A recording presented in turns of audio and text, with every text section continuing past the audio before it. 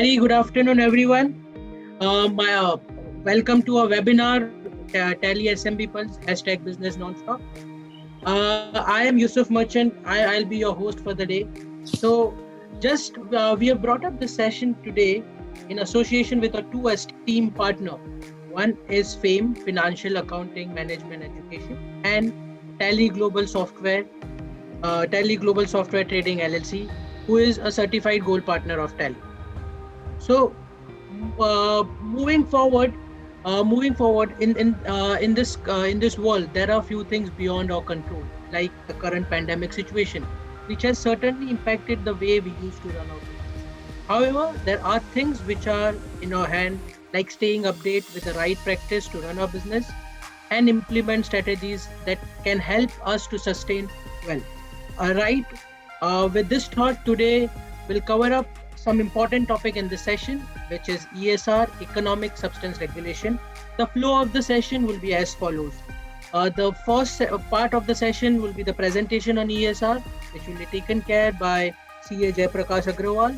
The second part will be an exciting game, which will be played with all the attendees, and two lucky winners will get a Lulu gift voucher. That game will be taken care by my colleague Suman Kanal, who is along with us. And last but not the least, we'll have a Q&A session. Going ahead, so let's set some ground rule before we start the session and to ensure the flawless experience for all the participants. So make sure all participants who are joining are kept, you have put yourself on mute. I understand our audience comprise of business owner, finance professional, hence I'm sure we'll get variety of questions. So please be assured, all your question will be answered at the end of the session. And you can post your question in the chat box, which is given below. You can put your question, and speaker can take the question one by one. Please be informed that we will be recording this session, so that post the session we can send the recording to everyone. As it's an online session, since I apologize in advance for any network interruption or technical glitch. I'll try my best to repeat myself and keep it with respect to time constraint. Perfect. So without further delay, I hope everybody, most of you might be knowing about Tally as a company. I'll just give you a little more brief about the company. Tally is a global company. We are pioneers since 1986. We have got over 2 million registered customers throughout the world. We have got an award-winning partner network. We have got more than 27,000 plus partner. We have got a 400 plus strong R&D team back in Bangalore. So just right there to get you a right product and right experience. So moving forward, so as we know, Tally is a VAT-ready software. Tally has been accredited by Gazette, which is from Kingdom of Saudi Arabia, and it's an FTA accredited software in UAE. Moving forward, so we have an eminent personality today with us, CA Jaiprakash Agrawal, who is a rank holder chartered accountant from Indian Institute of Chartered Accountant India, holds rank in both foundation and final. As an executive member of ICI, he is leading the faculty of indirect taxes, digital accounting, and assurance. Also, he is a primary VAT trainer for post-qualification certification and well-known subject expert. He is also a managing partner at FAME, which is financial accounting and management education. Additional to this, this is a very important. Most of us has gone through this material, which he is a co-author with in a book published named Material for UAE VAT. Which gives you taxes and GCC. So let's all welcome him with a virtual applause, as we are not together in some meeting. Let's do a virtual applause for Mr. Jaiprakash. So let's hear from you, Jaiprakash. Perfect, Yusuf. Thank you very much. I mean, that was, exaggerated introduction for me. We'll start with ESR now. Can you pull off your PPT? I will put my PPT on. Yeah, so I'll do that.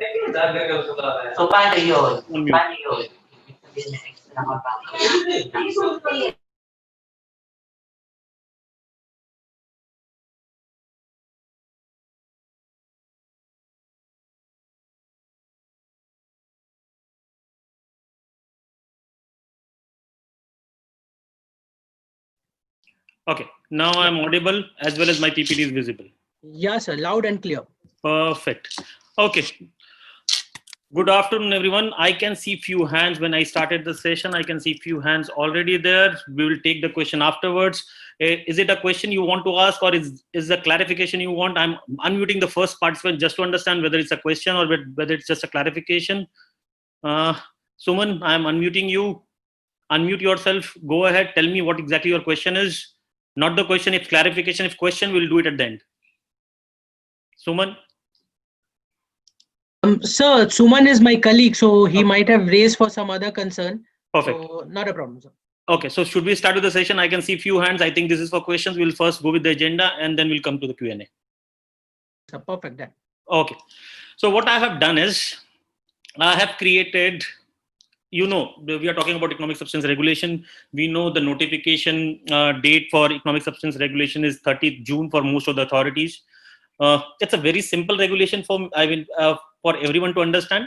The complexity is just because there are multiple regulatory authorities involved, and that is why we are seeing the complications and the questions coming in. So I will try to simplify the things. I will try to simplify the ESR for you, and let's see if I'm able to do that.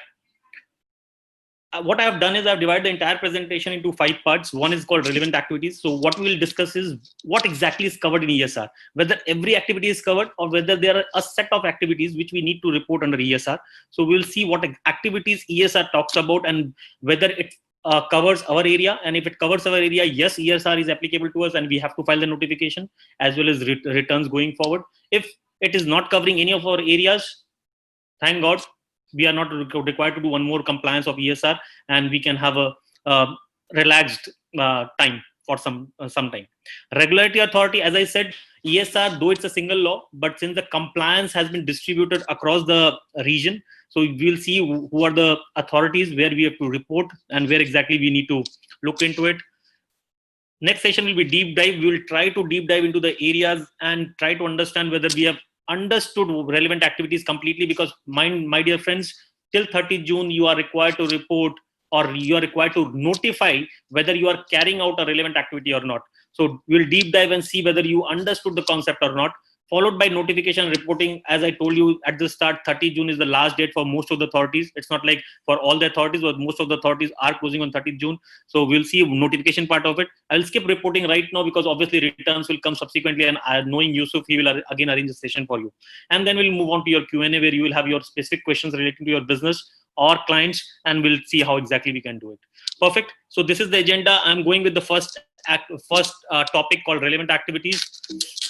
Now, relevant activities, most of you have heard multiple times in ESR. There are in totality 9 activities which is covered. 9. Okay. 9 is the number which we have to remember. First is called banking business. Banking business covered under relevant activities. My question, when I was going through the regulations, when I read the regulations, what I do is I try to ask questions to myself. So when I was going through this regulation, I saw banking business. I said, okay, this is applicable to me. Why it's applicable to me? I do banking business, right? I am having a bank account. I deposit funds, I withdraw funds, I do everything. So is it applicable to me?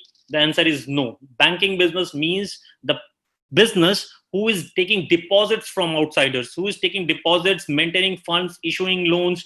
That is called bank. The way we understand bank, the way we have grown up seeing banks, those businesses they are talking about banking business, not my banking business. So if you are doing banking, I mean, you have an account, you have a current account, overdraft account, loan, CC, and you are doing transactions, that is not covered here. Banking business simply means the banks which are registered, which has got the license from Central Bank of UAE and are doing business in this region. Those are covered. So banking is first activity which is getting covered.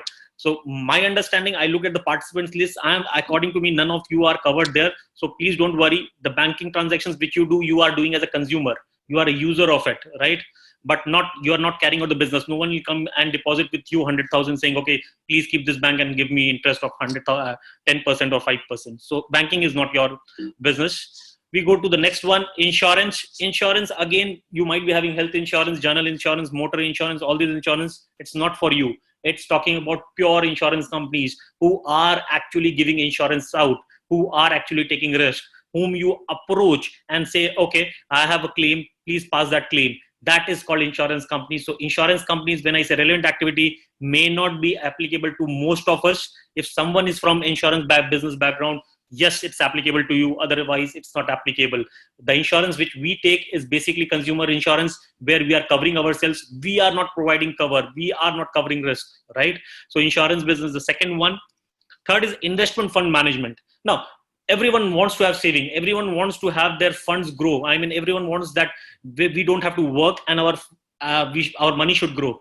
And what we do, if we understand finances, we do our investments. We go to the stock exchange, we invest, and we try to get returns out of it.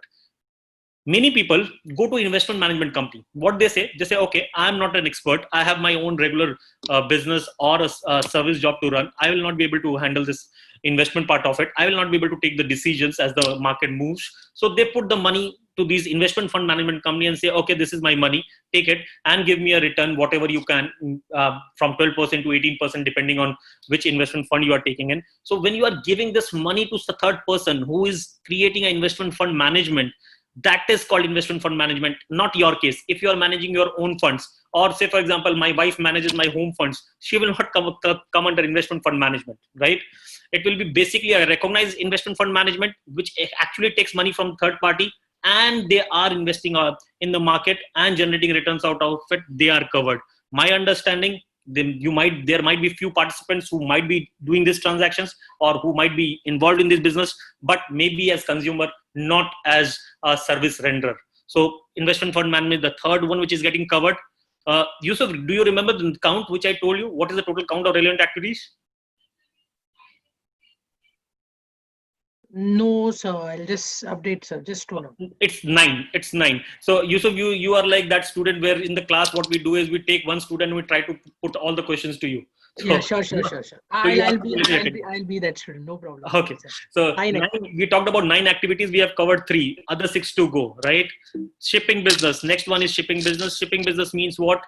Again, the people who are operating ships, who own ships and operate ships. I mean, in the international waters. If I have a ship, it goes from China to Africa. It goes from UAE to China, UAE to Singapore, and others. They are covered in shipping. Most of us might be using the shipping business, might be using shipping for our transportation of goods and other stuff. We are not covered. The people who are rendering the services will be covered. Can I say banking, insurance, investment, shipping is basically a straightforward fit to the people who are doing it? First thing. Second, if you're doing it, you need a proper license, and there's a proper licensing authority to give you that license. Okay, they can only do it. It's not like any of us can go and start banking. They will not allow. They will ask for a fund to be kept as a capital, which I think most of us will be hesitant to do it. So banking, insurance, investment, shipping is completely specific. And now I go to the fifth activity, which is called intellectual property. Intellectual property. Again, what is intellectual property? Now, what happens is, I will give you a brief. It's, again, most of us will not be using it. If someone is using and question comes up, we will take it up. But intellectual property means basically you have a copyright or patent, and you lend that copyright or patent to someone else and says, okay, you use it.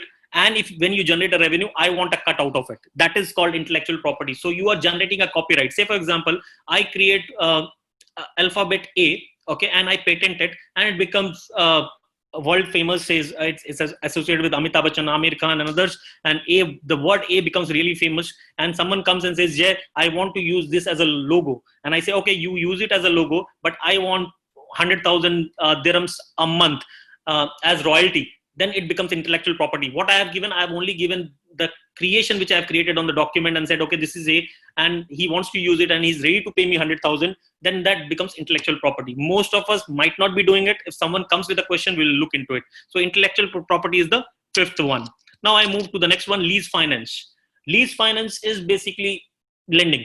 I mean, if you are lending money and you are earning interest out of it, that is called lease finance. Or you are into financial lease. So if you have read something about leases called financial and operational leases. Say, for example, I will take a small example to explain what is lease finance. Assume I want to buy a car, okay? And I go and I say, I don't have money. I go to the bank, I say, I want a car and I can pay you. I have a job and I will pay you on a monthly basis. This is okay. Take 3 years. I will buy the car. You buy a car and that will be mortgaged with us. You take it from us, and every month when you will pay me lease, then only after 3 years the ownership will be transferred to you. Otherwise it will be with me. As a bank, I will keep the ownership with me. I'm not keeping your papers mortgaged. I'm not giving you the ownership and keeping your papers mortgaged. I'm taking it on a lease. It will be with me on my name. You use it for 3 years. In 3 years, when you will make the entire payment, I will transfer the ownership to you, and then you can use it. That is called a lease, and this is called a financial lease, right? Same example. I will take the same example. The car is there, right? And I'm using the car for 3 years. But after that, bank says, okay, you can use for 3 years, but I will not transfer the ownership to you.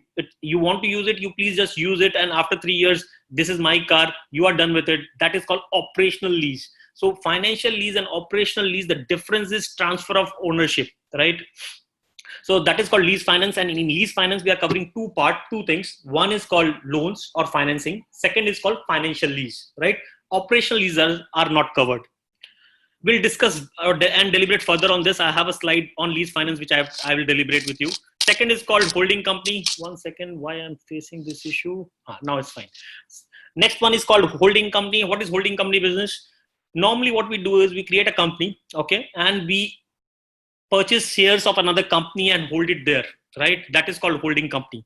Now, when we purchase shares or equitable interest, what actually we receive? We receive either the dividend, or if we will sell off those shares, we'll get the capital gain, right? So holding company is basically investment into equity of another company, and I'm holding those shares with only a motive either to get dividend or to get capital gain by selling them. These are the only two motives if I have. That is called holding company. I cannot do any other commercial transactions. I am just creating a company with the aim that I will purchase shares of other companies or equitable interest in other companies. And what is the objective? Why I purchase it? Either I know this company will do good and I will get dividend out of it, or when the company has really done good, I will sell those shares and get profits out of it. So these are the only two reasons I go into holding structure. So if you are doing a holding business and you get a license, most of the regulatory authorities give you a license saying holding company. You can only hold equity shares, receive dividend, or book capital gains. You cannot do any other commercial activities. That is called holding company. I go to the next one. It says headquarter business. What does headquarter business mean? Okay, say for example, I am setting a company in UAE. Okay, the entire management is sitting here. I have set up one more company in Africa, and the entire operations. Say for example, if I have to purchase from a supplier, they have to send a mail to me in UAE on this entity and say, I want to purchase at such and such rate, and I say, okay, approved. So whether South African company is able to take their own decision? No, they are dependent on whom? On me, because the policy says if you want to go for a purchase, or if you want to go for a sales, or if you want to go for a service, you have to take the permissions or take the decisions from UAE. There's a team sitting there. They will take the decisions. You cannot take the decisions. You are just the operational team. They will ensure the margins are secured, and please write to them. Otherwise, your job will go in Africa, right? So that means the company sitting in UAE is deriving the entire business. Okay, though the sales will be booked in Africa, though the purchases will be booked in Africa, but the entire decisions has been done by headquarter, and this headquarter is sitting in UAE. That is called headquarter business. Okay, hope I'm making sense. And the last one, the ninth one, is the tricky one, is called distribution service center business. Okay, we'll discuss on distribution service center. Don't worry, I will spend some time on distribution service center, because I think this is where you will need time from me and you will have questions for me, right? So total 9 activities: banking, insurance, investment fund management, shipping, intellectual property, lease finance, holding, headquarter, distribution and service center. If you are into these businesses, you are covered. If you are not into these businesses, you are not covered. Okay, I give you one more point here. See this. I have headquarter and distribution. I have created a box. What it means: for others, you can do business from anywhere. You have to report it. For headquarter and distribution service center, if you are doing business only through a foreign connected party. What is foreign connected party? The person with whom you are dealing is a related person. You know that person. He can influence your decision. Then we call it a foreign connected party. There is a complete legal definition for it. There is a complete detailed explanation for it. I'm not getting into it, because we are talking about our business. I want to do my business, right? What I'm telling you is, if you are into headquarter or distribution service center business and you are dealing with a foreign connected party, for you, I will keep it simple. Connected means Who can influence your decision? If the party, the third party with whom you are dealing can influence your decision, becomes a foreign connected party. There's an entire legal definition of it. We'll not go into it right now, so that you have simple connection that, okay, if my decision can be influenced, can I influence your decision? No, I'm a third party. You may not rely on it. But if I'm your owner of the business, obviously my decision matters. Then it becomes a foreign connected party, right?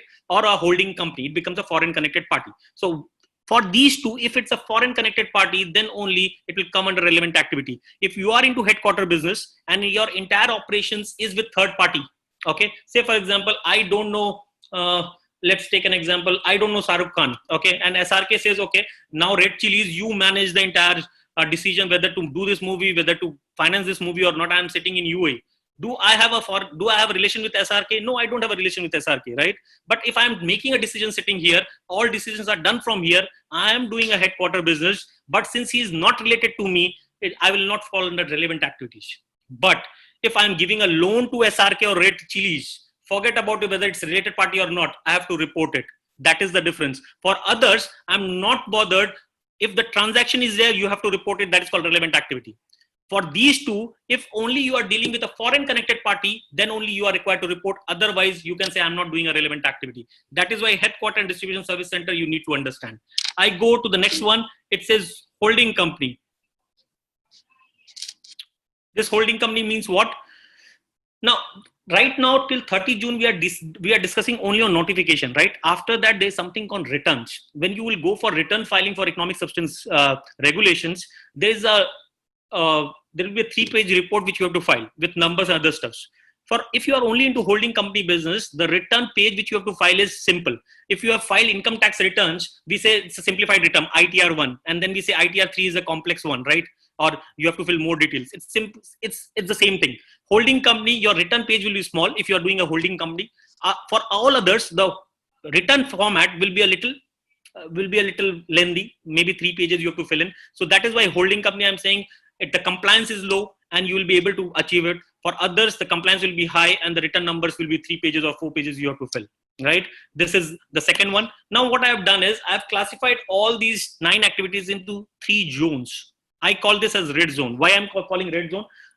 When I looked at the participant list, I asked Yusuf to give me a participant list so that the session becomes more meaningful. I'm saying most of you might not be falling under banking, insurance, investment, and shipping, right? So we'll discuss less of it because the total timelines we are talking about is 1.5 hours, right? And we want to handle your questions and other stuff.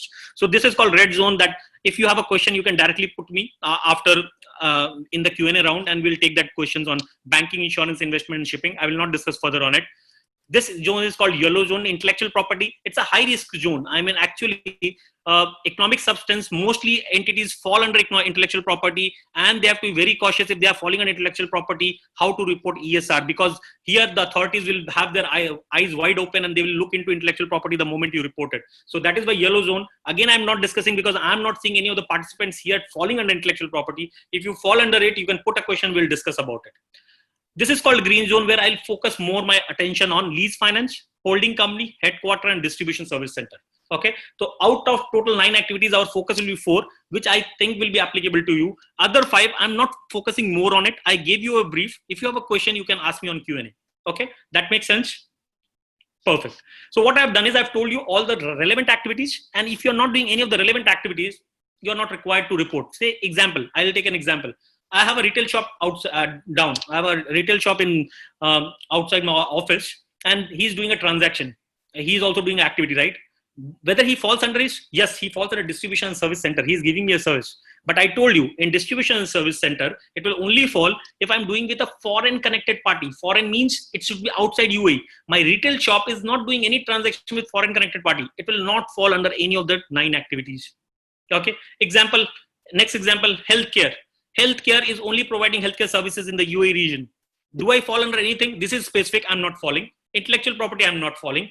Others, I'm not falling. Yes, healthcare is again a service which can fall under service center. But I told you, for distribution service center and a headquarter, the important thing is that it should be done with a foreign connected party.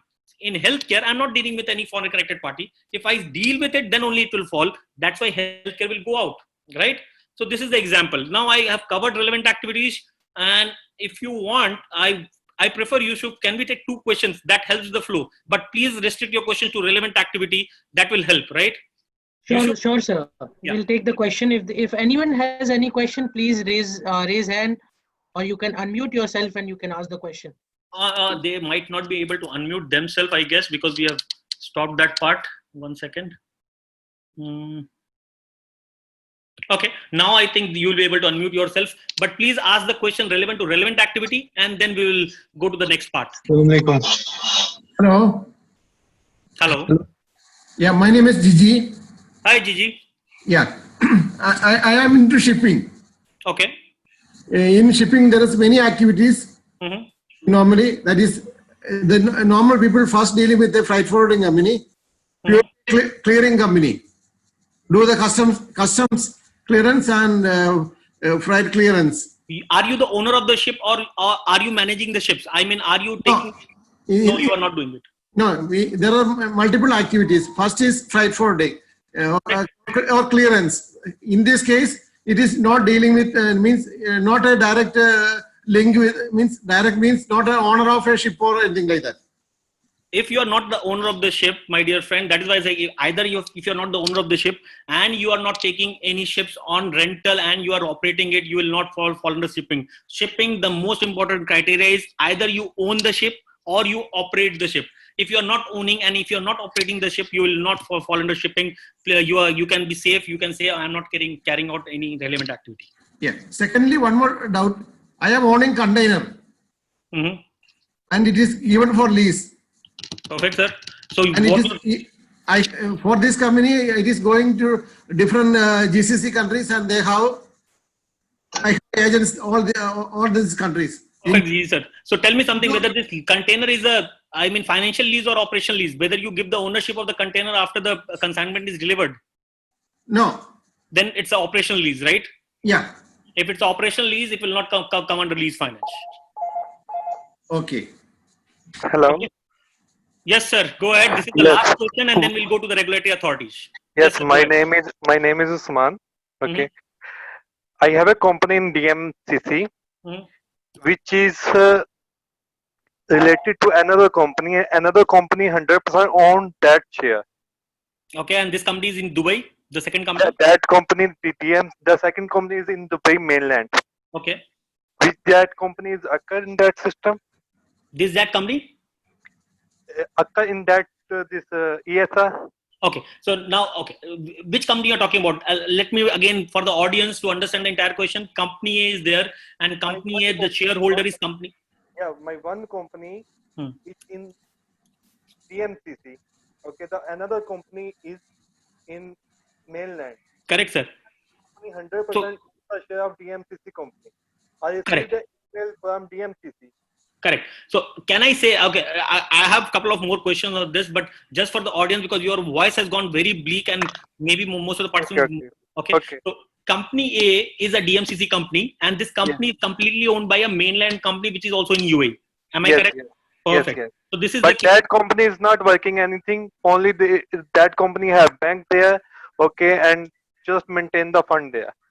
So what do you do with the fund? It's just lying idle, right? Yes. And you are not doing anything with this fundings. No. Then you are not falling under relevant activity. Do you think you are falling on? Okay, pick. You have 9 activities on your screen. Pick anyone which you think is applicable to you. Like holding your distribution. So holding, now my dear friend, please tell me, holding can only appear if you are earning dividend out of it. In case of DMCC is just a subsidiary, right? Actual holding company is mainland entity. And so far as I understand, mainland entity is not only holding shares, they are also doing another commercial activity. Yes. So they will fall out of holding. They will have to go to the next commercial activities they are doing. Okay, sir. Another question. One company is in Jafza. Okay. That company have warehouse. Okay, and that warehouse we rented out to another person. Is that will come in lease finance or distribution service? Perfect, sir. I think you will answer your own question. Tell me, when warehouse you are giving on the lease, after a year, will you transfer the ownership to the third person? No. Then what is this? Okay, sir. Okay. Perfect. Now let's go back to the screen. We have answered 2 questions. Excuse me, sorry. So for DMCC, do we have to file the declaration form, or we just keep quiet? Sir, उसके लिए थोड़ा सा wait करिए. I think we will go to the last slide and then we will have this clarity. Okay, sir. ठीक है. थोड़ा सा picture चलने दीजिए, मूवी चलेगी, मजा आएगा सबको. एक पार्ट हमने किया. Now we'll go to the next one. We have covered the relevant activities, and by seeing the questions, I can understand. Yes, you have a fair catch of what exactly the relevant activity means. Now I'm going to regulatory authority. Now I told you the major problem why we are seeing is what is the regulatory authority where we have to file. Like in case of VAT, I mean I have done VAT as well earlier. So VAT was a single body, FTA. I mean that was the only authority where you have to approach irrespective of transactions which you are doing in any emirate or any free zones or in any mainland, right? But in case of ESR, it's a little different. In case of ESR, I will tell you the authorities, but before telling you the authorities, let me first understand how exactly UAE functions. If I have to distribute UAE, I can distribute UAE into three parts. One is called mainland, as my dear friend was talking about earlier, mainland. And then he talked about something called DMCC, which we call as free zones. But in free zones, there are two parts. One is called financial free zone.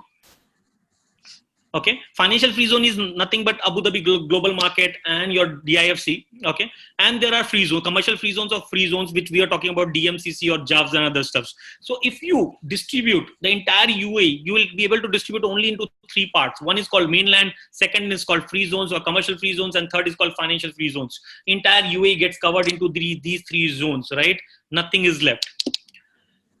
What law said? Law said, for free zones and financial free zone, I have the authority and they will be handling ESR. Because if I go to ADGM, I have authority which is taking care of ADGM activities, they will take care of it. JAVZA, again, I have a JAVZA authority which takes care of JAVZA. DMCC, I have a DMCC authority which take care of that regulations. So they said for financial free zone and free zone, the relevant authority, which is that free zone, will take care of it. If you are in Ajman free zone authority will take care of it. So this is gone. I mean, this is pretty easy. I understood free zone and financial free zone. I'm taking this out. I'm done with the financial free zone and free zones. The authority where you are situated will take care of your transactions. I go to the next one, mainland. What happens to the entities which are lying in mainland? There the entire problem arises. It says, okay, if you are into mainland, then you have to look into the relevant activity and decide. Okay, what is the relevant activity? We talked about 9 activities, right? What was the first activity? First activity was banking. Let me first remove it. In banking, they said, go to Central Bank of UAE. If you are banking, and we all understand, right? Banking operations are not done by you and me. Banking operations are actually licensed by Central Bank of UAE. And that is why they are the regulatory authority for mainland companies. And they'll be reporting into Central Bank of UAE under banking. Clear? What is the next authority? Insurance. Insurance will go to insurance authority. Again, we talked about it. Insurance is not an activity which is freely available. If you want to go for insurance activity, you have to take the license from insurance authority. So that becomes a regulatory authority. And we are talking about, my dear friends, only on mainland. Free zones, financial free zones, we discussed, will fall under the relevant authority. Nothing to do with Central Bank of UAE, nothing to do with insurance authority. They will fall under their own authorities. Only in case of mainland and insurance company, you will come under insurance authority. Next, investment fund management, you go to securities and commodities authority. Again, for if you are taking funds from from third parties and you are investing into global markets or anywhere in the local markets, then you have to create a company called investment fund management company. And for that, you will need permission of securities and commodities authority. So that is why the regulatory authority is SCA, right? Now, shipping. Shipping is Ministry of Economy. It says, okay, go ahead and take from Ministry of Economy. Ministry of Economy, sir, just to give you a brief, I will pause here. We know about DED, Dubai Economic Department. We know about Abu Dhabi, added, right? We know about Sharjah Economic Department. Hello. Hello. We know about Ajman Economic Department. We know about 7 different Emirates Economic Department. I'm not talking about Department of Economy. I'm going a level up and we say Ministry of Economy. What it means is you are in mainland, in any of the Emirates, your reporting is Ministry of Economy, which is the parent body. Dubai Economic Department, Abu Dhabi Economic Department, Sharjah Economic Department, and other 4 Emirates Economic Department is just a child element of it. Parent body is called Ministry of Economy, and for shipping, you have to report under Ministry of Economy. Okay. Intellectual property also goes under Ministry of Economy. Lease will go against CBUE, and there is a confusion here. But right now, what loss is? It says if you are into lease finance, that is either you are financing, that is you are providing loans, or you are into leases, that is financial leases. We have already discussed operational leases are not covered. We are only talking about financial leases. So CBUE. Then we go to the next one. Headquarters, MOE, holding, MOE, distribution service, MOE. If I look at the entire slide, out of 9 transactions, 5 goes under MOE. And if you go to the MOE notification, you will see all these 5 transactions or all these 5 activities. CBUE has 2, SICA IA has 1 each to be covered. This is the entire authority only for mainland. So if I have to remember, I can say out of 9 activities, I'm not worried about free zones and financial free zones. That is taken care by their respective authorities. Only for 9 authority, only for mainland, I have different authorities. 5 falls under MOE, 2 falls under CBUE, that is Central Bank of UAE, and other 2 falls under Insurance and Investment, Insurance Authority and SICA Authority. That is how we have to report it, and they will have their own forms where we need to report this. That becomes regulatory authority for me. With this, I've told you why I said there's a diversified view, because regulatory authorities are different. Now, tell me something. If regulatory authorities are different, don't you think there are multiple people and there will be multiple notifications coming in, multiple deadlines coming in? That is the right now current situation of the market, because there are multiple authorities like this. And when I talk about free zones, you know there are more than 45 free zones in the entire UAE. So all these 45 free zones plus these 3 authority, total you have 48 authorities in the market which is taking care of what? Economic substance regulation. And that is why you see so many communications, so many discussions and deliberations. So that becomes relevant authorities for you. We'll take a couple of more questions here. Anyone has any questions on authorities, please come for the question. Otherwise, we'll take it afterwards. No questions? So can I ask for relevant activities now or later on? On relevant activities, okay, since you have already gone for it, go ahead and ask that question. Yeah, sorry for the disturbance. First, thanks for this seminar. So my concern is like, we are a distributor. Mm-hmm. It's not a genuine means. We are buying from China, for an example. Hello. Yeah, so can you hear me? Can I? Yeah, I can. Yeah, please go ahead. Yeah, please go ahead. So my question is like, we are buying goods from China. Mm-hmm. We are not exclusively distributor, but we are selling it over here. So would that be considered as will be relevant here? Perfect, sir. Tell me something. When you are buying from China, you are buying from a related party? A kind of means not a ultimate. It's a relevant party. When you say relevant, it means it's a related party, right? Yeah, related. Sorry for that.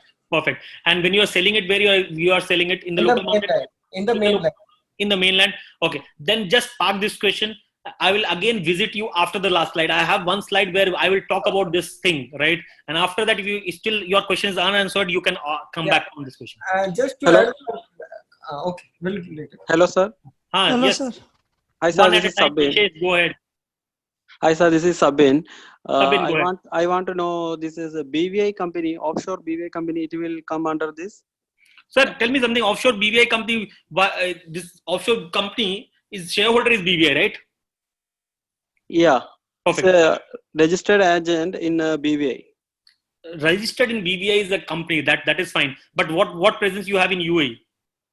UAE, we are doing some DFM and ADX. They invested some, and Indian market also they invested. Perfect. And Sri Lanka also, in one hotel they invested in the hotel.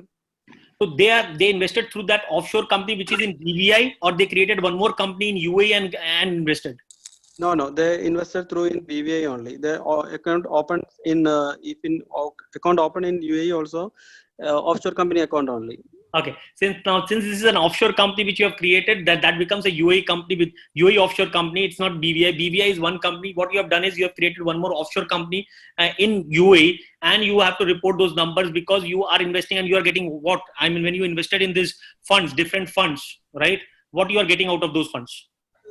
But sir, we are not registered here in UAE, and nothing is registered in UAE. Only registered in BVI only. If you are not registered at all, it's only an offshore company. You are not required to report here. You have to go to BVI. BVI also has come up with their ESR regulations. You have to report it there. Yes, we already got the notification from BVI. That's why I asked. So we don't need to do anything in UAE, no? You are not required to do anything. Please report in BVI because they also have come up with the ESRs. Yes. Okay, thank you, sir. Okay, sir. Now Hi, we sir. go- Hi, sir. This is Vishwesh. okay, How are this is you? the last question, Vishesh, and then we'll go to the next slide. Yeah. Go ahead. Actually, we are a advisory and consultancy company. Hmm. We provide marketing consultancies and benchmarking reports. So we are working for Qatar, Kuwait, and all other foreign companies also, means Mhm. foreign clients also. So are we supposed to report in this ECR? I'm sorry. You are into what? What exactly you do? We are doing consultancy, advisory, Perfect. research services. Research services. Yeah. Okay. Now you provide the research services to whom?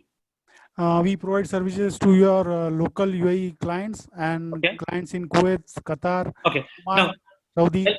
now tell me, out of 9 activities, put a finger. Where do you want to put the finger on? A distribution and service center. Perfect, sir. In distribution service center, did I say one more thing? You have to deal with a foreign connected party. Yeah, foreign connected. That is why I was not sure. Foreign connected means we are doing work for Saudi KSA means Correct. Then, Qatar. okay. So do you? Okay, this Saudi company for whom you are doing the business, can he influence your decision, or it's completely a third party like me? No. Okay. If can I say, Vishesh, I want 1 million dirhams. Can you transfer 1 million dirhams? Will you transfer? No. No. Similarly, Saudi company, if he says transfer 1 million dirham, will you transfer? No. No, Right? not at all. Yeah. That means you are not connected parties. Okay. So it should be a connected party like that. Connected party. Connected means either he can control your decision, he can influence your decision, and you have to comply with it, right? If your Okay. owner calls you and says, okay, transfer 1 million dirham, will you transfer? No. Right. Owner also you will not transfer, Owner, yeah, of course, yeah. right? So that means why you are transferring, because you know this is connected. I mean, you know that he's the owner and he's asking for it, and if you have 1 million dirham in the account, you have to transfer it. Right. That Yeah. becomes a connected party. Okay. Yeah. Got Okay. it. Perfect. Thank you so much. Thank you. Let's go back. Go to the next slide. one question sir. Sir Murtaza साहब question पे आएंगे थोड़ा सा. एक मेरा एक simple बहुत छोटा क्वेश्चन है. अच्छा बोलिए. Can we have the email address of MOE? You want the email address of MOE? Sir MOE के साइट पे जाके देखना पड़ेगा आपको. वो नहीं मिल रहा है एमओई की साइट पे. That's why I am asking. आप मेरे को 1-to-1 लिख दीजिएगा, मैं देख के बता दूंगा या मेरी टीम देख के बता देगी. नो प्रॉब्लम, बिकॉज 3 दिन से मैं इसके पीछे घूम रहा हूँ. कोई दिक्कत नहीं है सर, एक बार मेरे को आप मेल भेज, छोटा सा नोट भेज दीजिएगा, मैं टीम को फॉरवर्ड कर दूंगा, भेज देगी आपको. No problem, thank you. चलिए, थैंक यू. आइए, let's go to the next one. Now we want to deep dive into it. Let's deep dive. Okay, what I will tell you is there are 2 words. Okay, I have told you very simple. I mean, until now I tried to keep it very simple. I'll try to keep it simple again, but let's deep dive. If you want to understand ESR, you have to get into the waters, right? If you want to swim, you have to get into the waters. Similarly, if you want to understand ESR, you have to get into the law. So now I have 2 words for you: intent of law, interpretation of law. Okay, intent of law. What does intent of law means? Intent of law means purpose or objective law, right? And what is interpretation of law? Interpretation of law means explaining the meaning of law. Example, when your wife asks you, how am I looking? Okay, now you have to understand whether it is intent of law, interpretation of law, or intent of wife is you have to say, yeah, you are looking good, right? That is the intent of asking the question, how am I looking, when your wife asks you, right? Interpretation, if you go in the interpretation and you give a correct answer, no, this, you are looking like this and other stuff, you know you are in trouble. Okay, so that is the difference between intent of law and interpretation of law. You have to interpret the law, but you also have to see the intent of law. Correct? Make sense? Okay. Similarly, let's understand what is the intent of ESR. Okay, intent of ESR. Interpretation of ESR, I will come. When I say interpretation of ESR, obviously it will depend on the wording which has been used, right? Intent, what was the objective behind it? As I say, intent of law means objective. When your wife asks you, okay, how am I looking? The intent is you have to say very good, right? Similarly, what was the intent? Why ESR came in? It says identify jurisdiction with tax practices which could be harmful for other jurisdiction, which results in erosion of base and shifting of profit. That becomes really heavy for me, right? When I read it, identify jurisdiction with tax practices which could be harmful for other jurisdiction and results in erosion of base and shifting of profit.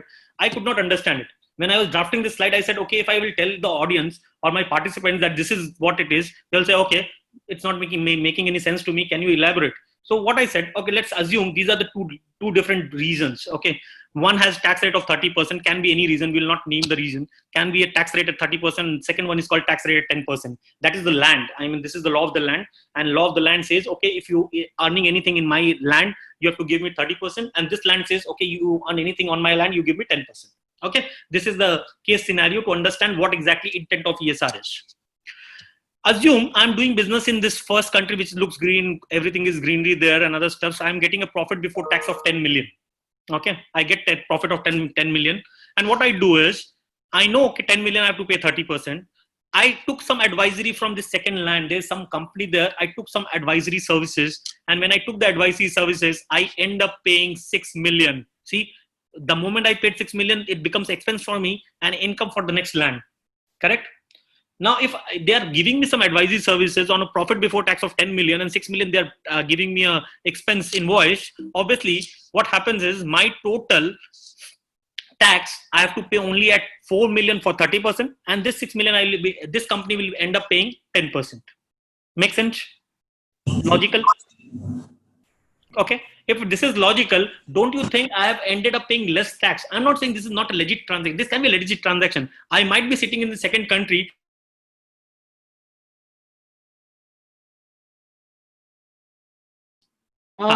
Yeah, sir, you got muted. Yeah. Now, so what I was saying is, I'm not saying this is not a legit transaction. This may be a legit transaction. Only thing is, I might be sitting in this second country and I am actually providing you advisory services for 6 million for which you have paid me, which will give you in next 5 years a revenue of 100 million, right? Anyone spends a penny only when they know, okay, I'm getting 100 dirhams after spending this 1 penny. Similarly, you might have taken advisory for 6 million. It can be a legit transaction, but I have my doubts, right? ESR come with the same intention. This company may have created this second company in this region. There is no one sitting like there. This is just an advisory services invoice which has come in this country, and this guy has paid 6 million to this company. And if you look at the ownership of the other company which has tax rate of 10%, you will find the owner is same. This owner is also the owner of first company and the owner of the second company with Cactus and other stuff. And he has given advisory services. If you ask what are the type of services, show me the report, show me the conclusions of it. There's nothing there, and it can only be a book entry. Possible? I'm not doubting it, but there's a possibility. Intent of ESR is this. Let me reword or reread it. Identify jurisdiction with tax practices which could be harmful to other jurisdictions. Right now, this tax rate 10% has a practice which can be harmful for tax rate 30%. Actually, tax could have been 3 million just because this advisory services was allowed to be done without any ESR compliance. That is why I was able to shift my profit of 10 million, 6 million to the next jurisdiction, which was giving me tax rate without asking me any questions. And I was able to manipulate taxes. So the intent of ESR is to identify all those companies where they are created only for the purpose of shifting profit, erosion of base. What is the base? 10 million was my base. That has been eroded and my profit has been shifted to a jurisdiction which is charging me only 10%, right? That is the intent of ESR. Now, why I'm telling you this? I told you this because when I will interpret the law, now in the next slide, I will interpret the law. When I will interpret the law, we will always go by the intent of the law. Interpretation might be something, but if you have your doubts, then you will go by intent of law, correct? Now I'm going to the next slide. I have 4 segments, okay? And I told you 9 activities. Out of 9 activities, I classified into red zone, yellow zone, and green zone. Red zone and yellow zone, I told you I will not talk about it. If you have a specific question, we address few questions for participants here. I am talking about green zone round. In green zone, I have 4 activities there, right? And we'll discuss all these 4 activities in detail, which includes your distribution and service center as well. First activity, lease finance. I told you lease finance has 2 parts. Financial activities like loans, if you are giving loans outside.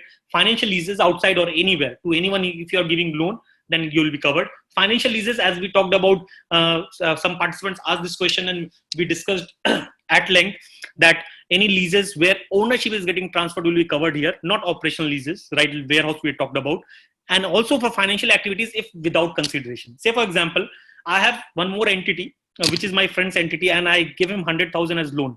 But I told him, okay, you are going through a rough patch, take 100,000. I don't want any interest. But after a year, please give me back 100,000. By that time, you can do your business with this 100,000 and try to survive your company. Here, I have given a loan, but the intention is not to generate revenue. The intention is not to generate income out of it. That is why I said not financial activity without consideration. If you are giving a loan, but the intent is not to generate any interest or any consideration out of the loan, you are just taking your capital back from that guy, then it is not qualified as financial activities. Financial activities will only be classified or qualified when you have consideration, which is maximum time called interest, attached to it. In case of leases, it will be only financial lease. No other leases, no operational leases. Like warehouse, we talked about, some gentleman asked the question and we said it's not operational lease and is not required to be covered here. So this is on lease finance. There were multiple examples in interest of time, because normally if we have to do a ESR, we do a 3-hour session for 3 days. And then we go in depth on the act, on the law and everything. But since it's a 1.5 hour session, which you should have asked me to pull it off. So we are trying to restrict and we are trying to simplify instead of getting into the law and the exact wordings. Okay. Now I go to the next one. Headquarter business. We discussed some example, right? If any of the companies in Africa is there and I have an office in UAE and the senior management is sitting here and I'm making decisions from here, I'm taking the risk here. The company sitting outside is not able to take a single decision without taking approval from me sitting in UAE, then it becomes a headquarter. We have to look, documentation is very important. We have to go into the document. Someone says, okay, my headquarter is here. My next question will be, okay, can you tell me after last 10 purchases, what was your authority? Whether you approved those purchase orders, whether you took the decision on their behalf, whether they are coming to you or they are functioning independently. There can be limits, slabs. I can say till 50,000, please do not come to me. I cannot take a decision for buying every pen, right? Or for buying stationery. I may have an upper limit. I say till 50,000, it's okay. It's not that much. And the company, sorry, the country where you are situated, you can take your decision. But the moment it exceeds 50,000, you have to take all the decisions from me. If you want to buy a lot, you have to take a decision from me. If you want to provide a service, you have to take a decision from me. Till 50,000, you are independent. Then also it headquarter business is in UAE, because I am deriving the major share of decision here. So we have to go by the documentation. We have to ask, you have to look into your company's profile and see whether you are actually into headquarter or not. Just a recall, headquarter was falling under FCP, foreign connected party. I gave you 2 examples. I told you 2 things. Headquarter and service and distribution will fall under relevant activity only when you deal with foreign connected party. Otherwise, it will not fall. Lease finance, everything has to be reported. Headquarter only if you deal with foreign connected party. If you have a headquarter office in UAE and you service only to UAE branches or UAE offices, you are not falling under relevant authorities or activities. Okay, this is headquarter. I go to the next one.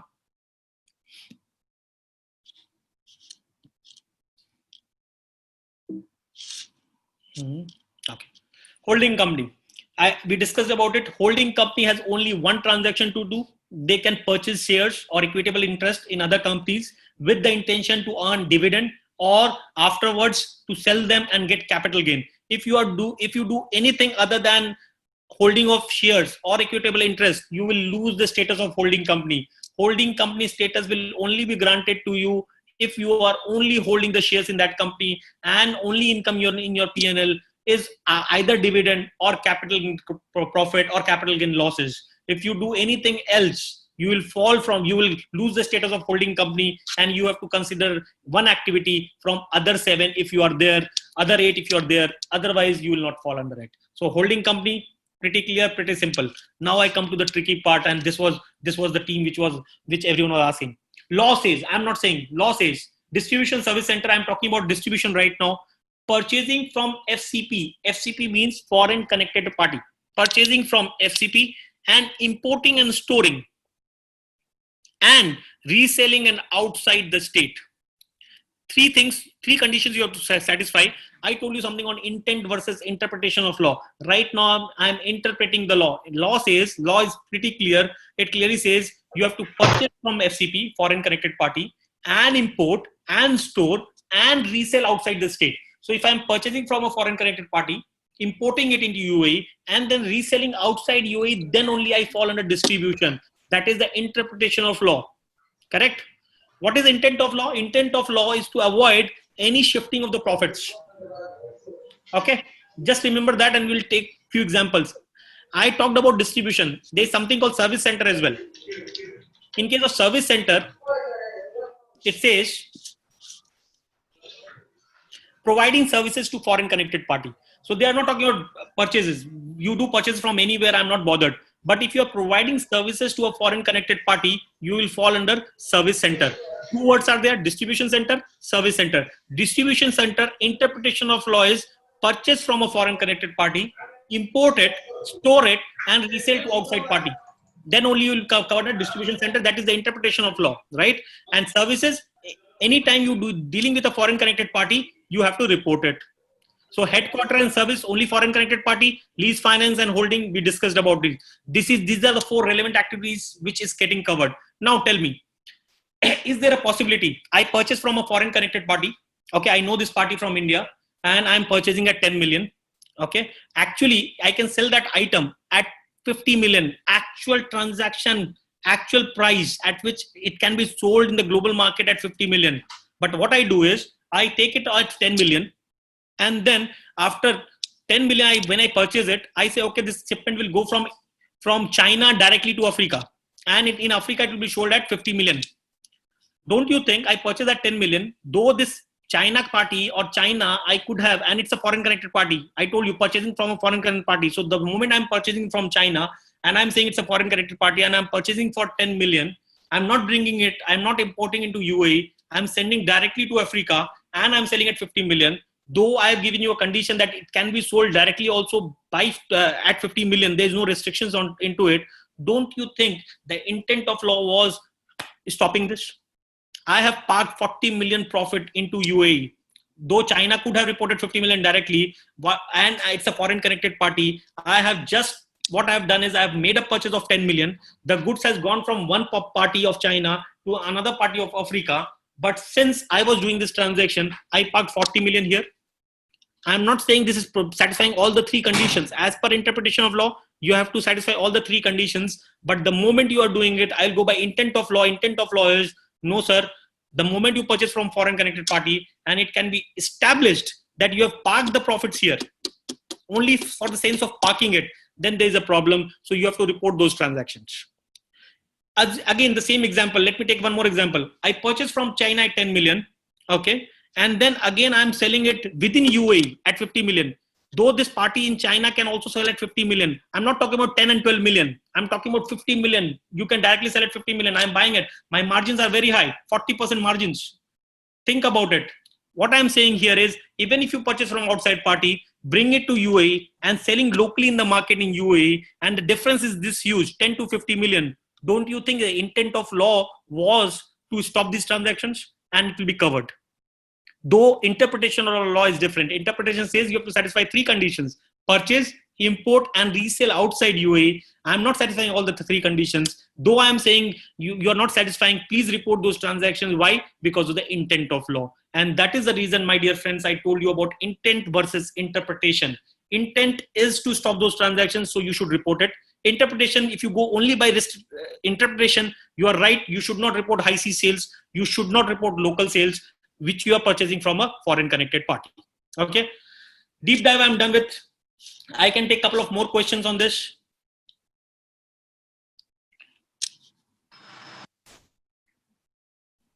Yeah, if anyone has any question, can unmute yourself and you can ask the question. Yes, sir. I have a question.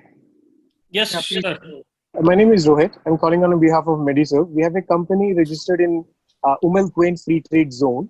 Mm-hmm. It's a general trading company as per the trade license. Mm-hmm. And we are buying items like linen from US, and we are selling in UAE market. So this is not applicable for our company, right? Sir, linen from US, you are buying from a related foreign connected party, or you don't know this party, you are just having a commercial relationships? Commercial relationship. We don't have any relationship with that supplier. Sir, you are done. You have answered your question. We discussed about it. Service and distribution will only qualify when you are dealing with a foreign connected party. You are not dealing with a foreign connected party. Okay, so the condition is purchasing from FCP, importing, storing, resell to outside UAE country. Right? That is the interpretation of law. Okay, fine, sir, fine. So we will not come under this thing. Right now, no, because you are purchasing from a third party. Okay, fine, sir, fine. Thank you, sir. Okay, sir. Yeah. Hello. Hi, Suman. Hi, sir. Actually, we are a general traders, and we have our parent company in Kuwait.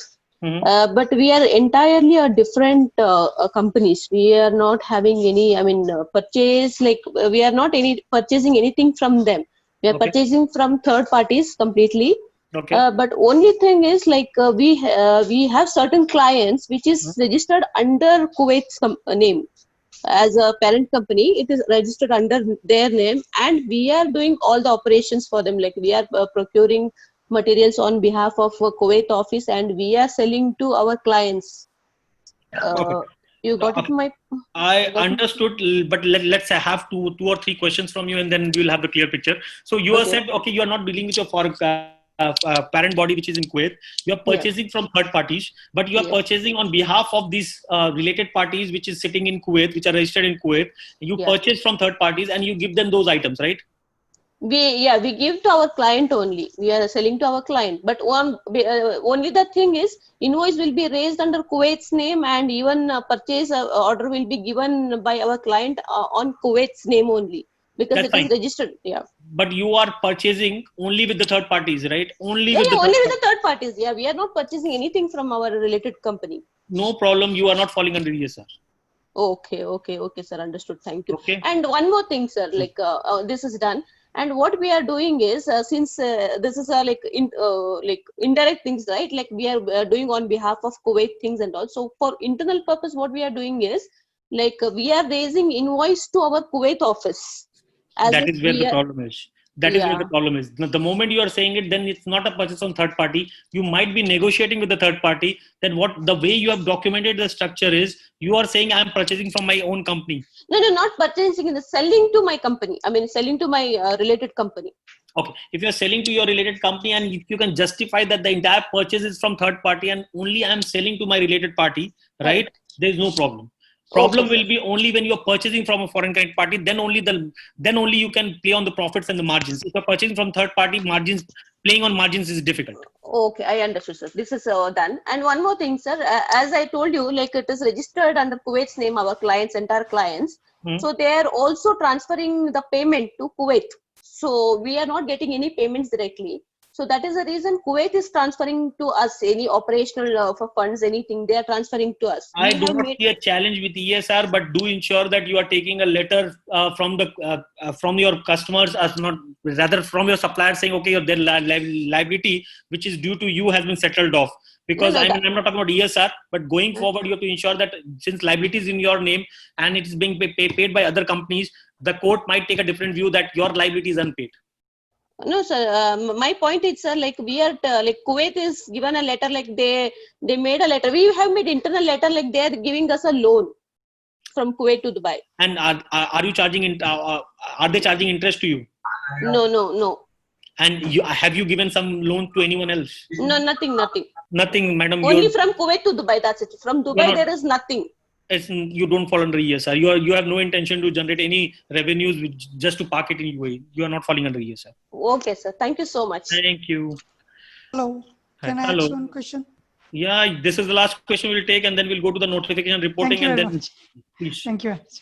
Sir, one of my client is having school in Germany, and he is having the office in UAE. Office is having the students and giving to the German school.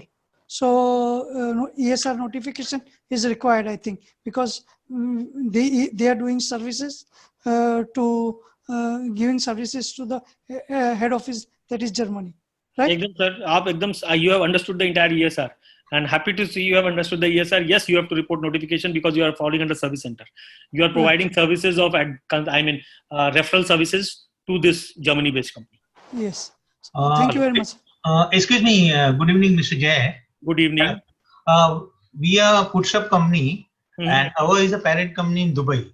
We are supplying our material out and out, purchasing from India, procuring the material from India, and selling in Africa. So do we fall under ESR? Sir, अभी जो आपने question पूछा at least थोड़ा सा tricky है, and that is why I told you interpretation versus intent of law. Interpretation of law you are not required to report because this is basically high seas sales. You're directly transferring from India to Africa, right? But Africa, it is our concern only. Our boss is also owner there, and he's also owner here. That is what I'm saying. In interpretation of law says you are not required to report. Intent of law says you should report. No, finally I'm confused. What we should report or not report? You should report. Because as Africa is also our no, I'm not worried on Africa. Since when you are buying from India, that's your foreign connected party. Okay, so anything if you are purchasing high sea sales, we have to report, you mean to say?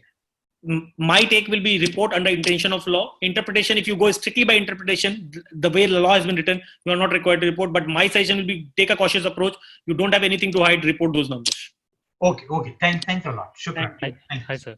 Okay, now we go to the last slide, notification. We have time for Q&A. I know I will take more questions, don't worry. So last part of notification, I've kept it simple. I have not cluttered this slide. In general, most of the regulatory authorities have a deadline of 30 June 2020 for filing. Few has passed, but still because of COVID, they have given you a relaxation. Still check with the regulatory authorities. I told you 45 free zones is your regulatory authority if you are falling in free zones.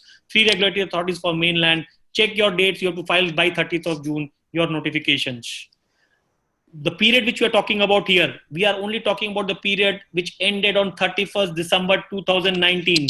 If your period is ending on 31st March 2019, you are not required to report as per law. But again, my dear friends, as I said, there are regulatory authorities which is multiple in numbers. Few have taken a different approach. Like DMCC is asking you to file even if your period has not ended on 31st December 2019. I'm talking about your financial year end in your books.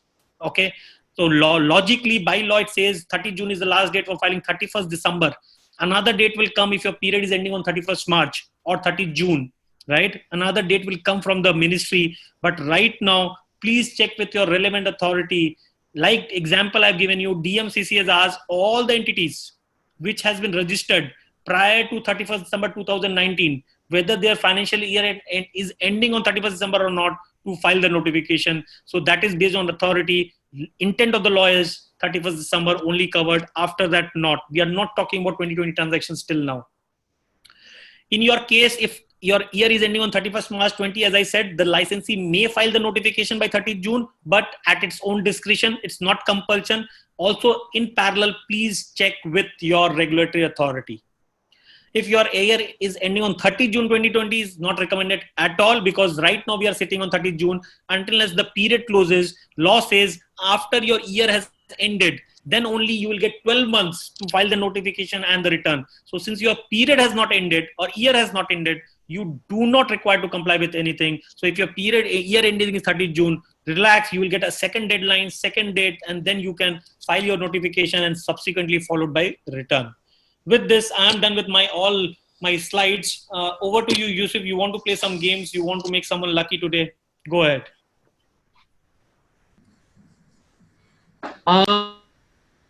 So what I'll do is now we will be playing an exciting game which is called Power of Three. So my colleague Suman will take it forward. So what I'll do is everyone. So with this, just 2 minutes. I'll just share my screen and then we can start. Okay, I will pull off my screen then.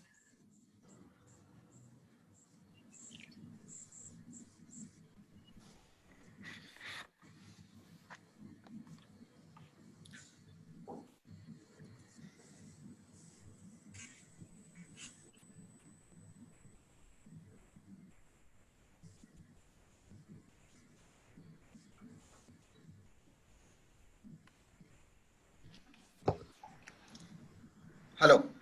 Yusuf, can you hear me? Yeah, I can hear you. So just one thing. So as of now, hello everyone. So thank you so much, Jay sir, for sharing your knowledge and views on ESR. It was just like all your session, up to the point, quick and bullseye. So thank you so much for sharing your views. Everywhere, I hope if anyone has a question, we'll take it at the section 3. So see, till now we have completed section number 1, which is on the presentation by Jay Prakash. The second point is we'll play an exciting game which we call as Power of 3, which my colleague will take. And last but not the least, it will be an question and answer session taken by Jay Prakash. So Suman, over to you. You can take it. What I'll do is I'll just I hope you're able to see the screen. slide. Yes, yes, I can see the screen. And yes, can you just expand the screen? Yeah. So good evening, everyone. And thank you, Mr. Jayaprakash. That was a wonderful session. So it's full of information, full of information. So, okay, so we have a quick game here. Okay, the power of 3. So what you have to do is, Yusuf will be sharing a link in the chat right now. You have to click on that link, provide your details and provide 3 references. Like I'm sure like Mr. Jayaprakash mentioned different details about ESR and how important it is, and the deadline being June 30th. We are conducting a few more sessions on ESR and would also want more attendees. So you can refer your friends, your business associates, any of you think your companies or sub companies might fall under such categories and want to know more about it. You can refer your business associates and friends. So we are looking forward for 3 minimum references from each one of you, and then you get eligible to go for the game, which is spin the wheel. So your name will be up on the wheel. We'll spin the wheel, and 2 lucky winners are going to get Lulu gift voucher. All right. So Yusuf, can you please share the? Yeah, I'll do it. I've already shared this link on the chat box, so I hope everybody is able to see it. What I'll do is I'll open the same link and show you how to fill the reference form in that. It will hardly take 2 minutes, and then we can take all the question one by one.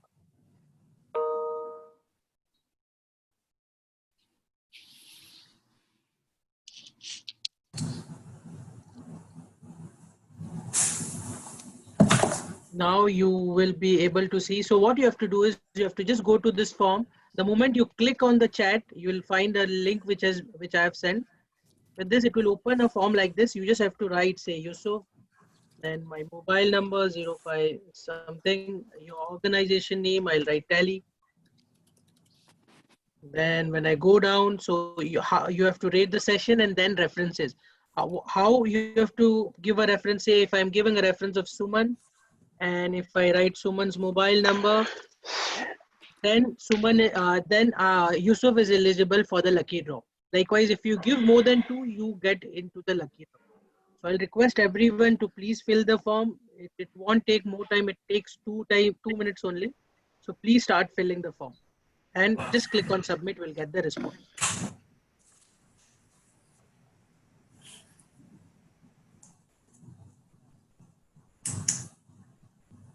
Yeah, so till the time we get the response, Suman, see till now we have got 4 response. So we'll wait for others also to fill.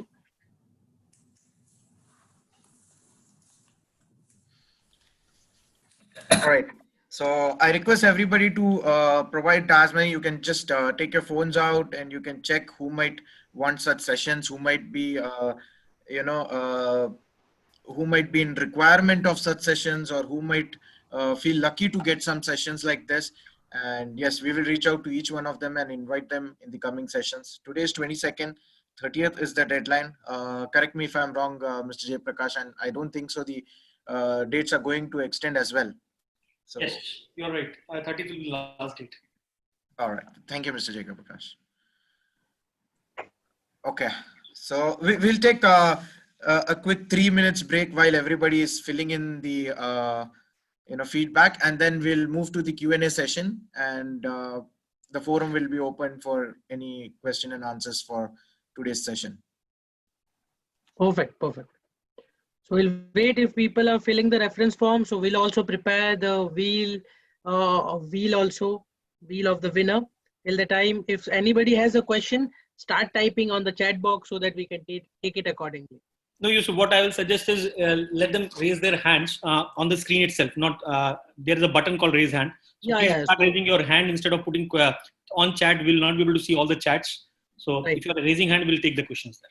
Sure. So we have Mr. Bhanu Prakash has raised the hand. I'll unmute Mr. Bhanu, if you can go ahead and ask your question. Bhanu sahab, unmute karna padega aapko. You have to unmute yourselves. Then Mr. Kelvin has also raised the hand. I request Mr. Kelvin to unmute yourself and you can ask the question. Hi, sir. Good evening. Hi, Kelvin. Evan. Thank you, sir, for the seminar. I just have a quick question, actually. I believe you had told that there should be a foreign connected party. But the thing is that we have a free zone company, and I know we have to file our ESR, whatever, if it's a report or the return, to that free zone authority. And if I have a foreign connected party only, I should be related somehow so that I can store the goods and export it outside of UAE. But the question is that these people we have been dealing with since years, and we send our TTs and external payments to them. Then we store it over here in UAE, and we keep it in the warehouse, which is not in the LLC license. Basically, it's in a free zone. And then we sell it, export it outside without any particular export receipt or something, because they're given to local transport companies who the third party people take it with themselves to their third ports. So I'm a little bit confused still whether I need to at least report once, and then they will decide if I should file for a return or something like that. Tell me something. You are purchasing from whom? When you said you are clear that you are purchasing from a foreign connected party, is that correct? Yes, sir.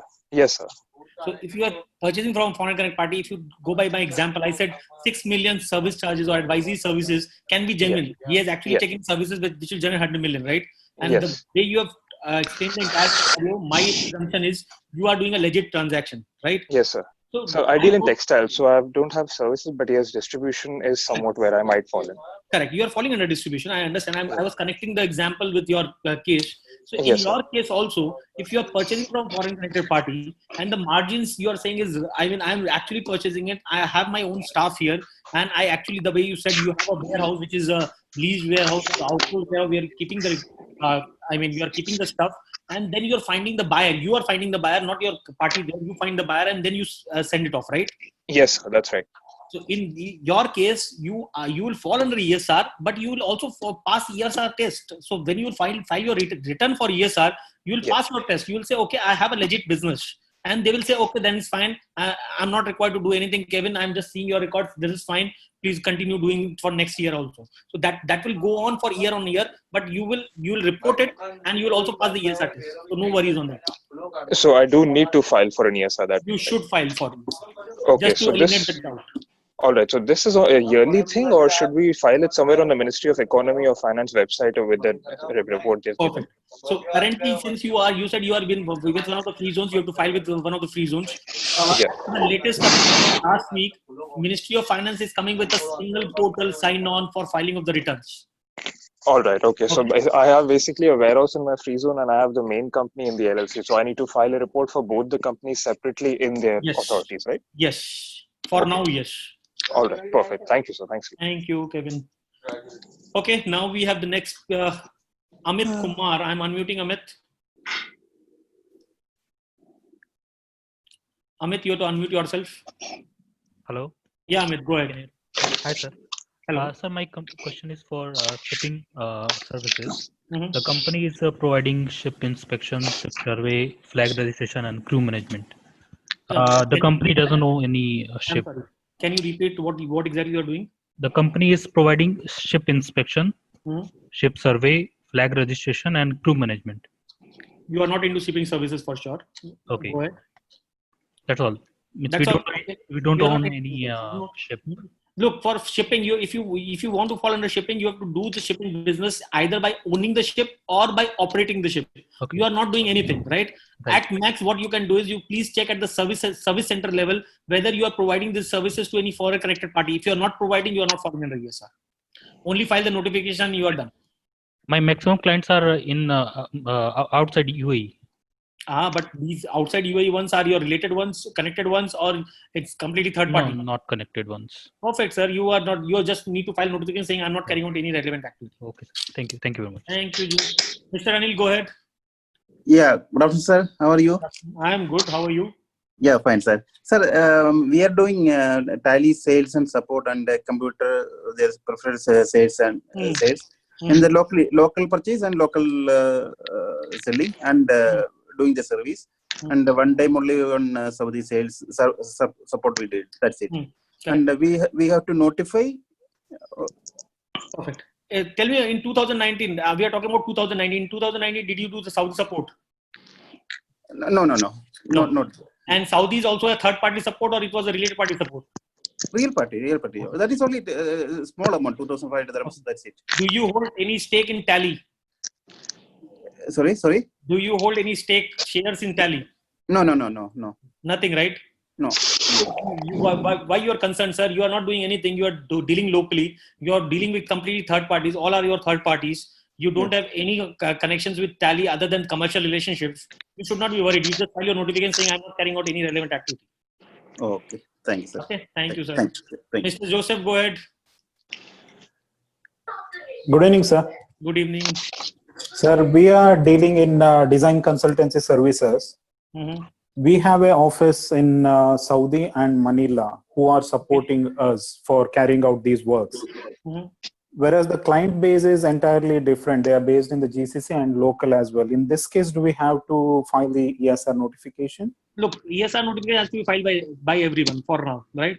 Because I mean, if you don't file it, we don't know whether you are not filing because you are not covered or you are not filing because you forgot. Yeah. Correct. So logically, what we are saying, please file. Everyone should file for now because this is a starting phase. At least you are saying yourself that I'm not covered, right? Now, coming to your, since you are into design space and you said you have companies in 3 locations, one here, one Saudi, one Manila. Yes, sir. And what do you do? We do the interior designing. Okay. For external clients, and Manila team supports us, and we invoice from here to the clients. Okay. So if I tell you, okay, do one thing, design my house in India and charge me 100 million, you think this is reasonable or unreasonable? It depends on the scope of work, sir. Perfect. So that is what I'm saying. The moment I'm talking to you as a third party, you have multiple questions to me. You are asking me whether what is the scope, what you want me to put, what type of design you want me to put, what material you want me to use, and all this stuff, right? So if you're dealing only with third parties, right, ESR is not for you. ESR is for people who are dealing with related parties in case of services and distribution. And the second I told you in my example was headquarter. Other than that, you are not falling into any of the 5 or 6 which is left: banking, insurance, other things you do not fall under, right? And service and distribution, I told you, foreign connected party. So please be safe. Only file the notification and relax. Okay. Thanks a lot. Mr. Anirudh, yes, sir. Rakesh speaking, sir. Yes, sir. So we have a company in free zone, and we are supplying gas and other things to our company in Africa. You have what? We are the company in free zone, Ajman free zone. We are supplying gas from Emirate Gas. We are purchasing, and we are supplying the gas in Africa. Okay. Africa, there it is our company only, it's our group company. So we are fall under ECR. No, sir, because you are purchasing locally and then supplying it. ESR will get only triggered when you are purchasing from foreign connected party. Okay. And if the same thing, if you are purchasing building material from India and selling, going and out to Africa, then we will be falling under ECR. There I told you divided opinion. One, if you go strictly by law, not required. If by intent of law, please report and say, okay, no, I we go as per your advice. You told to advise, we will go as per. Thank you. Thanks a lot. Thanks. Very nice, sir. Thank you. Thanks a lot. Thank you. Yeah. Mr. Jala, go ahead. And I want to tell thanks Anirudh Jala also. He's very nice, very cooperating. He helps us anytime we call him 24/7. He's anytime ready for us. Jala sir. Thanks Anirudh. Sir, actually, I'm Tally partner, and I have shared this link with a few of my customers. Actually, I did mistake, and I shared the same link with few of my customers, so they joined with this. It's okay, Anirudh, no problem. So, sir, Mr. Jayaprakash, sir, what will happen? There'll be a lot of customer. They'll be raising hand with the name Anirudh. Maybe that is not Anirudh, somebody else. So, whoever is answering. Sir, एक question sir Avneesh with you, मेरा एक छोटा सा question है कि ये notification सबको भरना है या रिलेवेंट एक्टिविटी वालों को ही भरना है? नॉन कंप्लायंस जैसे अभी मैं आपने पूछा है, I will speak, I mean Hindi में पूछा, इच्छा तो ही हिंदी में जवाब दे दूं, but there are people who are not Hindi speaking, so let me मतलब मेनली कंफ्यूजन मार्केट में ये है कि नॉन कंप्लायंस सबको ही भरना है या नहीं भरना है? ये परफेक्ट है sir. I will give you a small history and then you tell me. Ministry of Economy released the form which did not have any option to select not applicable. You have to select one at least relevant activity. Okay. After a week's time, they modified the form and now they have included not applicable as one of the options. Yes. Earlier there was no option to select whether you are carrying out a relevant activity, yes or no. There was no option as per se. Now they have included one more question which says yes or no. Okay, I'm giving you a history. I'm not giving you any answers. I'm giving you a history. Now tell me, after seeing these two questions, which says whether you are doing any relevant activity, yes or no, and then under relevant activity, giving you an option called not applicable. What is the intent? Sir, has to file everybody like this. But sir, the answer you have already given. Please file. Don't relax till the last moment, because I will tell you the reason. Reason is, if you don't file, I don't know whether you have not filed and you are non-compliant, or whether you are compliant and that's why you did not file. Filing gives me an indication that you have confirmed me that yes, you knew the date, you have filed for ESR, and you have communicated that you are not required to file.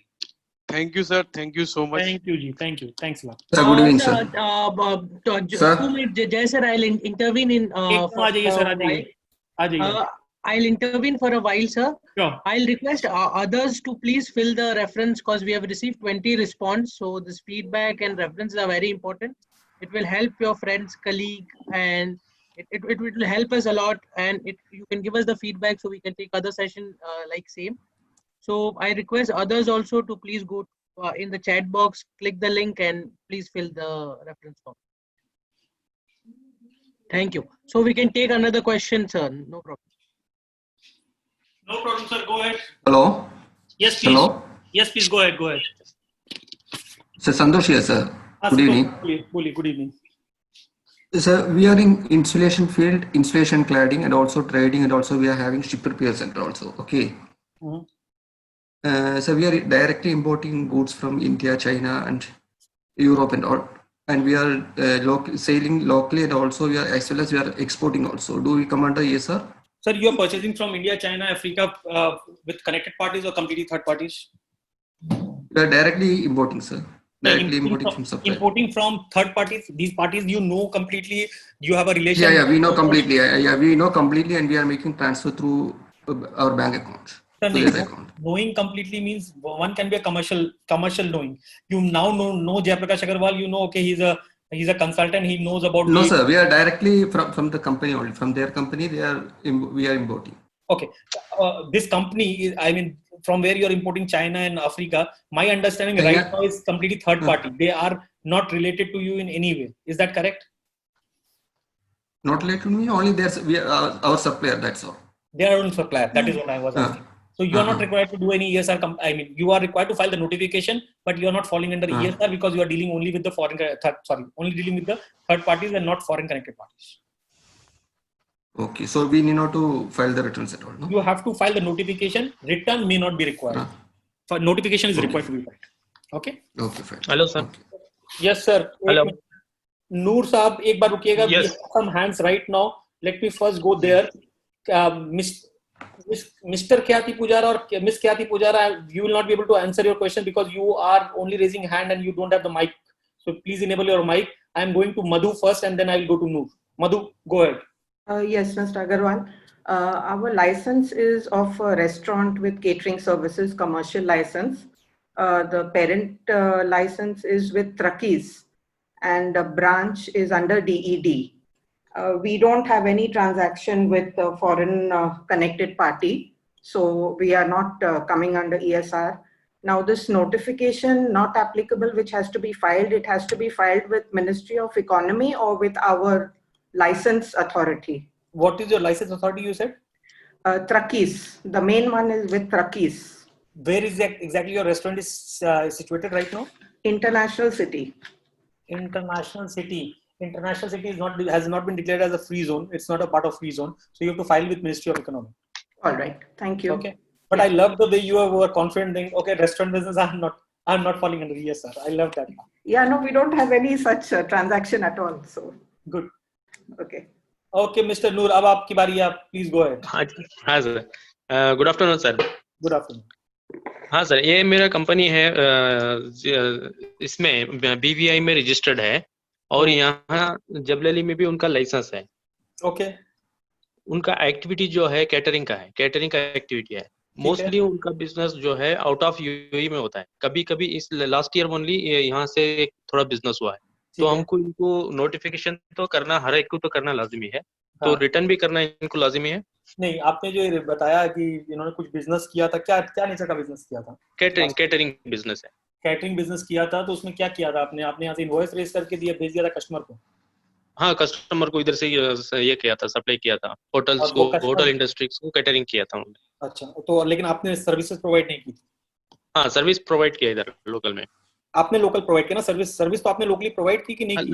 Locally purchase करके locally supply किया और उसका revenue book किया? हाँ, revenue book हुआ।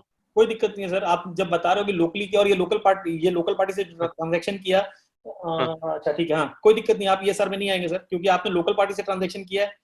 You are out of 9 activities, you are only falling under service and distribution because you are into catering, right? हाँ And sir, service and but distribution उनका जो parent company है BVI में registered है, but यहाँ भी उनका लाइसेंस है, यहाँ के लाइसेंस के हिसाब से उन्होंने काम किया। हाँ, लेकिन जब BVI में लाइसेंस है, that's a different thing, but you are not doing any transaction along with BVI, you are not getting any income from BVI. No, BVI, we are not getting any benefit from the BVI company. If I look at your P&L, they have the license, they have the only license in the BVI, they are not doing any, everything is doing from the Jebel Ali free zone. Okay, तो वही मैं बोल रहा हूँ कि if you are doing, my understanding of your question is, since you are doing the entire transaction, if I look at your P&L and if I look at your bank statement, you have generated revenue by doing active purchase to a local party in UAE. Am I correct? Yes, sir. हाँ, तो कोई दिक्कत नहीं sir, आप notification file करिए और उसमें no कर दीजिए because you are not generating any revenue from related party. ठीक है। बाकी सब कंपनी को तो नोटिफाई करना ही है ना? कर दीजिए सर, अभी वो मैंने वही एग्जांपल बताया था। ठीक है, नोटिफाई कौन से प्लेटफॉर्म में, कौन से पोर्टल में करना है सर? अगर मेनलैंड का है तो मेनलैंड के लिए गूगल फॉर्म इशू किया हुआ है और मिनिस्ट्री ऑफ इकोनॉमी के साइट पे जाएंगे तो गूगल फॉर्म है, जस्ट क्लिक ऑन दैट। कहाँ से मिलता है सर? गूगल, मैं मिनिस्ट्री ऑफ इकोनॉमी के साइट पे हूँ, किधर भी नहीं है उसका option. Sir ministry of economy एक ऑप्शन इकोनॉमिक सब्सटेंस रेगुलेशन का एक उन्होंने टैब बनाया हुआ है, उसके अंदर में गूगल फॉर्म का लिंक दिया हुआ है। अच्छा सर, ओके ठीक है sir, okay, thank you very much sir. I'm done with all okay, the I will just go ahead. Sorry Mr. Jayprakash, I'll just take a quick minute of yours. Those who have not filled the reference, please fill it. So probably another after 2 questions we will do the spin the wheel. I guess questions are over, sir. No more questions. I think all are over. Everyone is clear with all the. No, you have questions. I'm not. There are a couple of them. Okay, go ahead. Yeah. So others, please fill the form meanwhile, and we'll do the lucky draw. Thank you. Sure. Okay. Mr. Jai? Yes, please. Yeah, I have one question. The last slide you showed, no? Can you show it once again?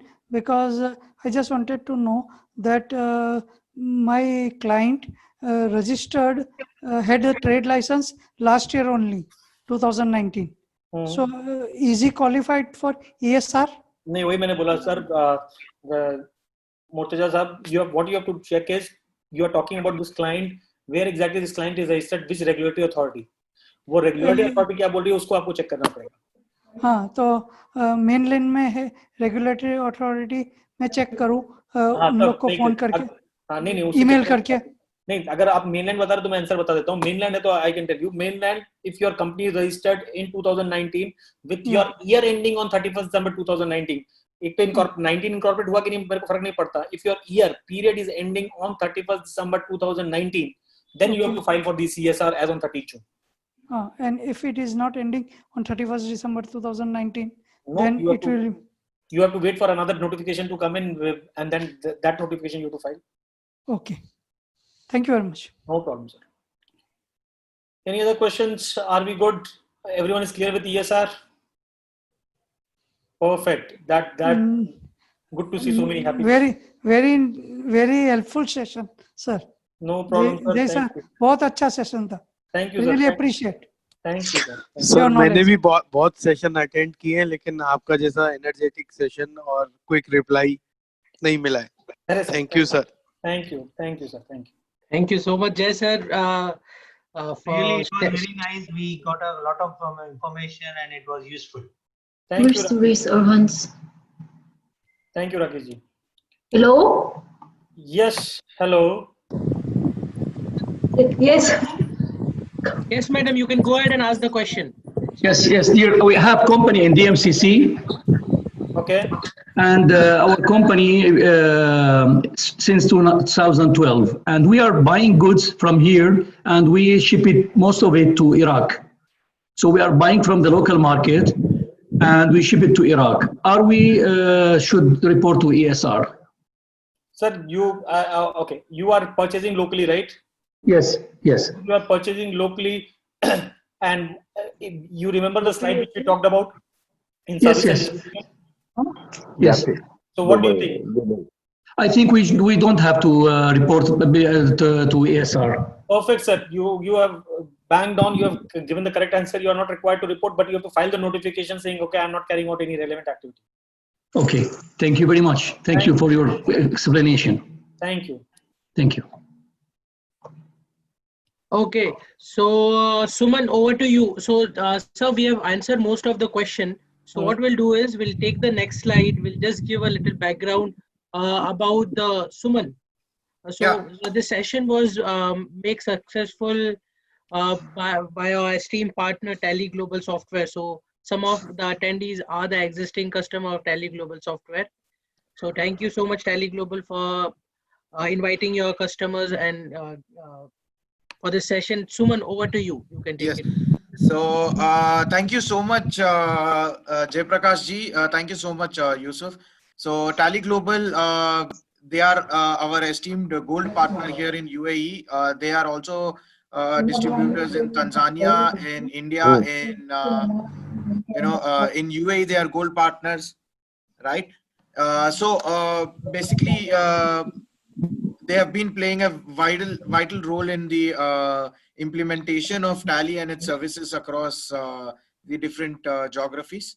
And this is about Tally Global. And thank you, Anirudh. Anirudh, like one of the person here mentioned that Anirudh has been very helpful.